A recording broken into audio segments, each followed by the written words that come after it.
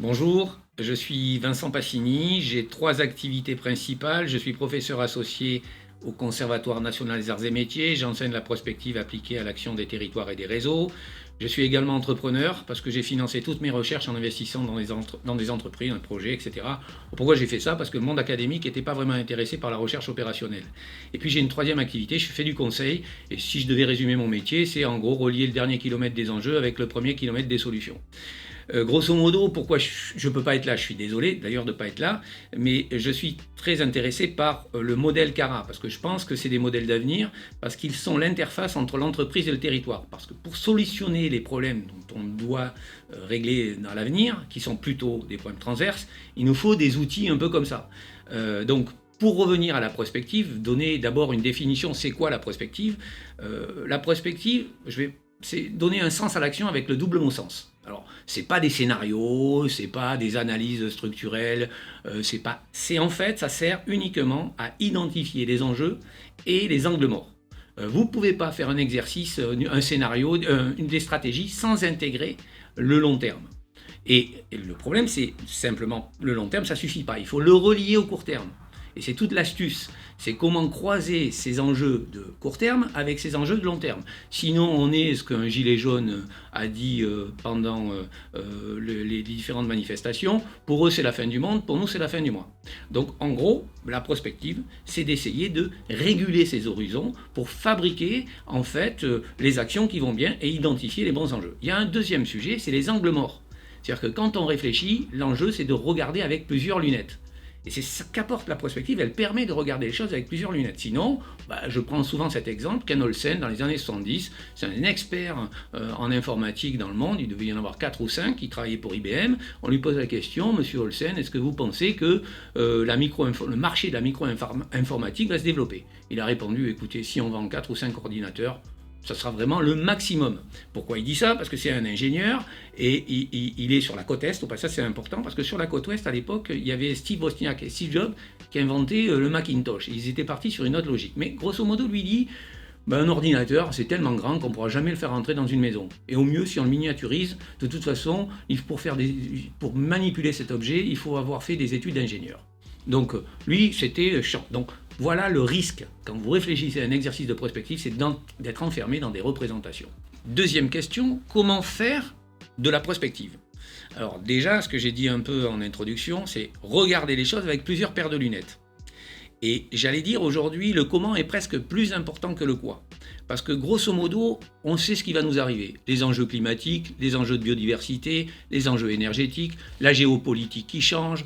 Alors, on se fait peur, mais moi, avec 20 ans ou 30 ans de recul d'exercices de prospective, chaque fois que j'ai fait des exercices de prospective, 90%, notamment en France, parce que dans d'autres pays c'est différent, 90% de ce qui sort, c'est des menaces. 10% d'opportunités. C'est-à-dire que le danger, c'est d'être focalisé sur les menaces et de ne pas voir les opportunités. Ça, c'est vraiment le risque. Et pour ça, il faut éviter d'être consanguin, de réfléchir avec la même paire de lunettes. Donc, premier élément, c'est ça. Deuxième élément, c'est de prendre conscience qu'aujourd'hui, les crises sont systémiques. Donc, les solutions seront systémiques. Et il n'y a pas d'autre. Et tout l'enjeu maintenant, c'est de faire travailler intelligemment des acteurs du monde de l'entreprise avec des acteurs du territoire. Et je fais un constat. Moi, depuis que je fais ce métier, et j'ai travaillé sur tous les territoires, le territoire rural, urbain, etc., peu importe, et je me rends compte qu'on a toutes les ressources, mais que le problème, c'est la mise en œuvre de cet écosystème de ressources. Donc ce n'est pas de nouveaux moyens, c'est de nouvelles façons de faire. Et là, on est sur un point de blocage qui est de dire, déjà, sur le fond, on sait qu'il ne faut pas opposer sobriété et développement. Quand on dit ça, c'est pas si simple, parce que derrière, ça renvoie à des pratiques, à des choses que les gens ne sont pas habitués à faire. Ce qui est difficile dans un exercice de prospective, c'est d'intégrer la dynamique de changement. On est tous capables, grosso modo, avec les outils et les méthodes d'aujourd'hui et l'intelligence collective, de fabriquer des représentations communes, d'identifier des enjeux. Ce qui va être beaucoup plus compliqué, c'est la mise en œuvre de solutions par rapport à ces enjeux. Pourquoi? Parce que, autant dans une entreprise, c'est relativement facile, on est dans un système fermé, il y a un leader capitalistique, il y a des liens de subordination. Dès que vous êtes sur un territoire, il n'y a plus tout ça. Donc il faut fabriquer le nouveau cadre d'action.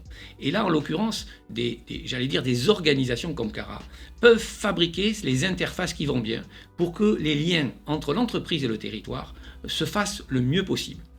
Et derrière, on touche à un point qui est capital sur la transformation, c'est la vitesse à laquelle les changements vont s'opérer. Et évidemment, il y a je résume les choses, mais c'est un peu plus compliqué que ça, il y a deux types de changements, des changements en simple boucle et des changements en double boucle. Les changements en simple boucle, grosso modo, sont assez faciles à assimiler parce que c'est compatible avec ce qu'est l'organisation, avec ce que sont les individus. On intègre de nouvelles connaissances et éventuellement on innove, etc. Et là, on est dans le circuit de l'innovation incrémentale. En revanche, si vous êtes dans le changement en double boucle, vous êtes obligé de faire un pas de côté. Parce que les changements qui arrivent ne sont pas compatibles avec ce que vous êtes, avec votre culture, avec vos modèles d'organisation. Et là, on est typiquement dans cette période-là. Et donc, il faut juste le savoir, simplement, et regarder aussi qu'il y a plein d'innovations qui sont en train d'émerger, où on a des solutions, on n'est pas sans rien. C'est ça l'enjeu. Mais par contre, il va falloir mettre l'accent sur la manière de s'organiser. Alors, si vous deviez faire un exercice de prospective, et j'essaie de résumer les choses, il y a 3 grandes étapes. La première, c'est être capable de bien identifier les enjeux. C'est quoi un enjeu? C'est une problématique clé qui va impacter le développement d'un territoire, d'une entreprise. C'est capital. Il n'y en a pas des milliers, 3, 4 ou 5. Grosso modo, une fois qu'on a posé ces problèmes, pourquoi on pose ces problèmes? Parce qu'ils mettent en jeu l'organisation, la stratégie de l'entreprise ou du territoire. Quand vous êtes sur un espace très ouvert, vous allez être obligé de fabriquer un cadre d'action. Ce cadre d'action, c'est comment je mobilise les ressources avec de nouveaux communs qui permettent à l'entreprise et au territoire de régler des problèmes qui sont communs aux deux. Et ça, c'est capital. Et il nous faudra de toute façon des organisations qui permettent ça. Et sans rentrer trop dans le détail, parce qu'il y aura un enjeu là aujourd'hui que vous devez débattre, est-ce qu'il faut aller vers la performance ou la robustesse?